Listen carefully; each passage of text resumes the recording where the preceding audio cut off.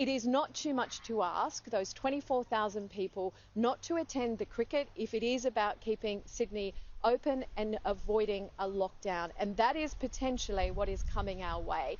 It certainly hasn't been ruled out by the Chief Medical Officer. It hasn't been ruled out by the Premier.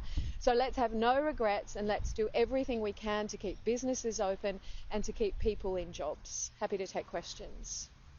On the topic of the cricket, the Health Minister says the COVID safe plan is in place that's constantly being reviewed based on the updated health advice.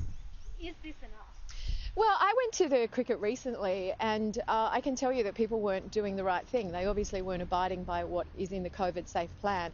People are going to stand, they're going to cheer for their team, they're going to shout from the sidelines, and no matter what the government says and what COVID safe plan is in place, people will be doing something, will be doing activities or actions that can hasten transmission. So look, I understand what the Health Minister is saying, but what I'm saying is avoid the risk. Let's not have any regrets. 24,000 people do not have to go to the cricket. They can sit at home in their lounge rooms and they can watch in the comfort of their home.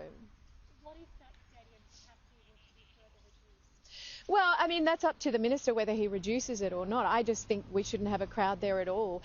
We should celebrate having the test here. It's great that it's in Sydney. We should have fought for it. We did.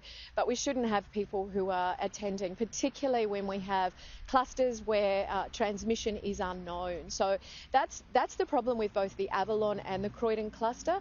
We don't know how they started and why we have an escalating number of cases, and while we have clusters that haven't been identified, a source not identified, I think it's really important we're doing everything we can to reduce the risk. I am going to make a call on these issues. They're hard calls. I know that with some they may not be popular, but we can't have a situation where we regret that we didn't do something.